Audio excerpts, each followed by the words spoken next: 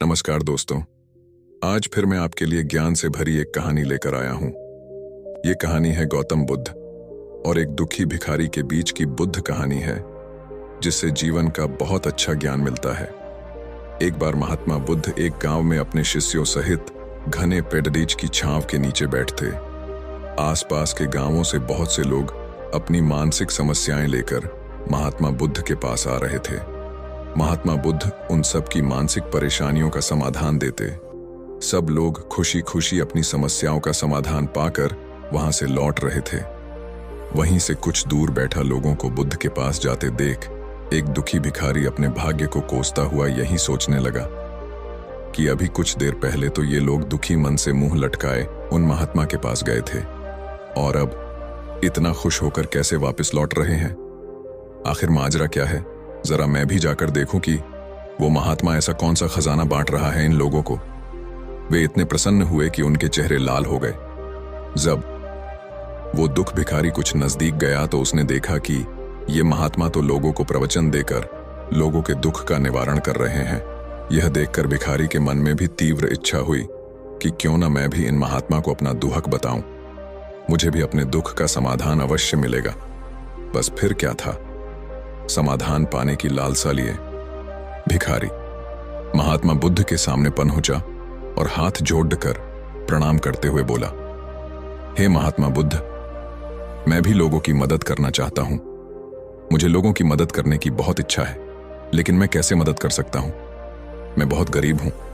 मेरे पास न तो पैसे हैं और न ही कोई ऐसी चीज जिससे मैं किसी की मदद कर सकूं। मैं कोशिश करने पर भी किसी की मदद नहीं कर सकता। मुझे भगवान ने इतना गरीब क्यों बनाया? हे महात्मा, मुझ पर कुछ कृपा करो। इतना बोलते हुए भिखारी रोने लगा।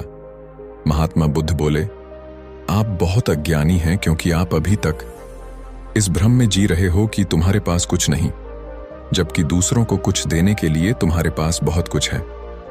तुम बिना धन और वस्तु के भी दूसरों की मदद कर सकते हो। तुम्हारे पास जुबान है जिससे तुम मीठे शब्द बोलकर किसी के दुख की चेहरे पर मुस्कान ला सकते हो। इन्हीं शब्दों की ताकत से तुम किसी के भी टूटते हौसलों को फिर से मजबूत कर सकते हो।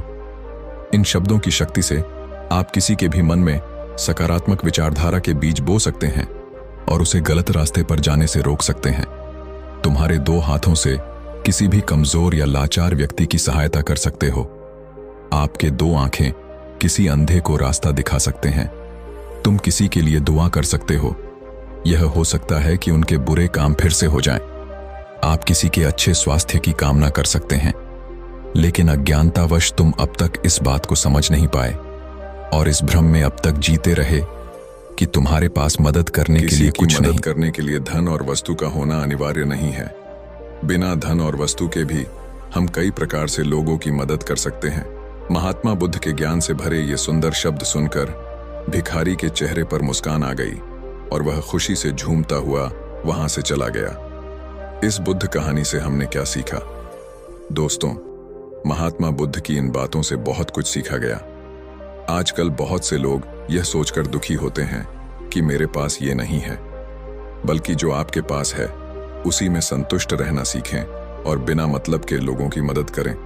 इन्हीं से आपको परम सुख की प्राप्ति होगी। तो दोस्तों, ये महात्मा बुद्ध की कहानी आपको कैसी लगी?